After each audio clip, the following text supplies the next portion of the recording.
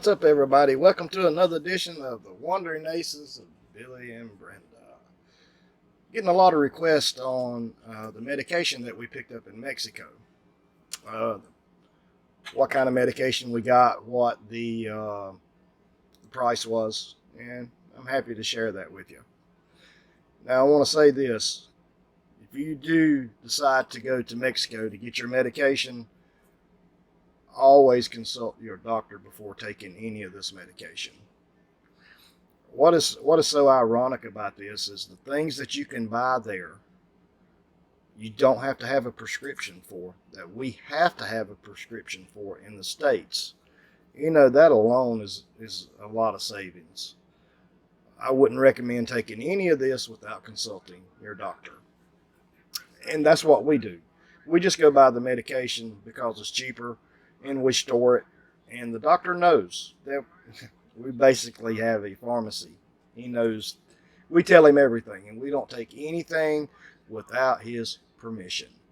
So to get started here, let me show you this. $8. In the United States, it's known as the Z-Pack or erythromycin. $8.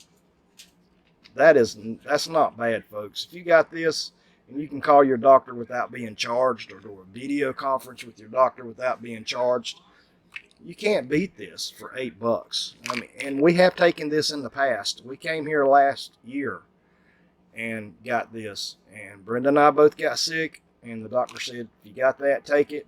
We took it, and in just a few days we were fine. Erythromycin, $8.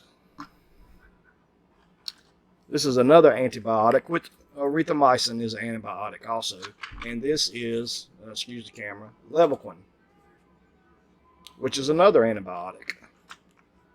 This was also $8. Can't beat that. We usually have 2 or 3 types of antibiotics that we keep around. We know what works for us. You guys know what works for you. And this stuff being so cheap, you know, we couldn't help it. We had to pick up on some stuff. This right here is the medicine that is very, very controversial. This is the hydrochloroquine. This is what they're prescribing to some folks that has COVID. I have no idea what this is in the States. This was pretty expensive. This was $36 in Mexico. So that tells me if it's $36 in Mexico, even if you can get it in the United States, it's probably going to be really expensive. $36. And we bought 2. We didn't stock up. We just bought 2. This right here I know is very expensive at home. And a lot of people need this. Is the albuterol. The little inhaler for people that has asthma, has a lot of lung issues, which I do not, thankfully, but occasionally I get choked up. It's nice to have one of these things around. It's just like what we have at home. Just like, it's the identical thing. Identical. I know for a fact the last one that Brenda bought for her was a little over $90, almost $100. You're not going to believe this. And this stuff works. It works. As a matter of fact, I bought some for my family member that has really bad problems, and they work great for him. 3 of these. $8. $8. Unbelievable. That's just a few things that we got. I wanted to share that with you guys. Like I say, if you decide to go to Mexico and get this, you can save a lot of money. And I don't understand why we in the United States can't sell. That gets political, and I don't want to get into that. I just wanted to show you some of the medication that we've got and the cost of it. Like I say, if you decide to go, please consult your doctor before taking any of this medication. Brenda and I do. Our doctor is very, very cool. He's a cool doc. He doesn't believe in prescribing pain pills. and that's good. You can't get any pain medication in Mexico, so don't even try to go do that. You can't do it.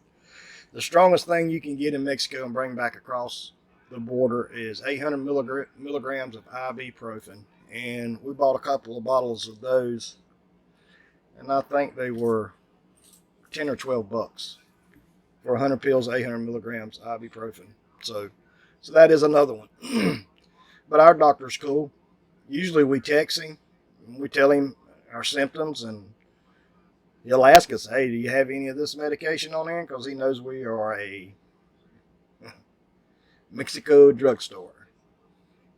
And that works out for us.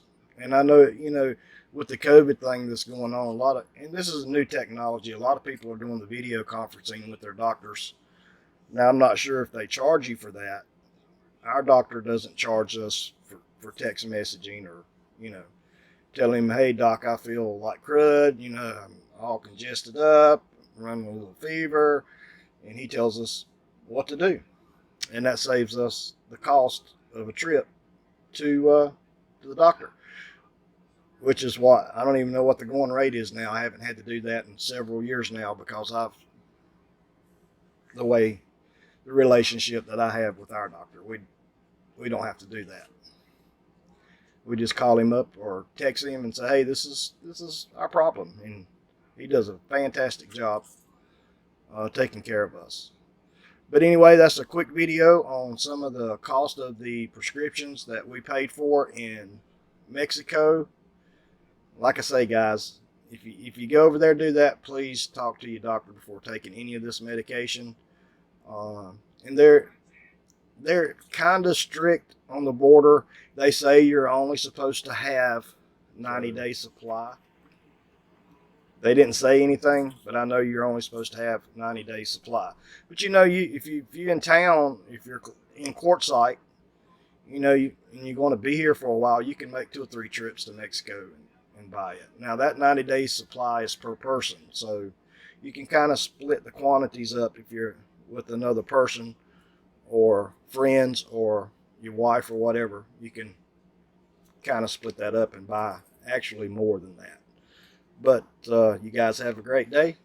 We'll check you later. Hope this was very helpful.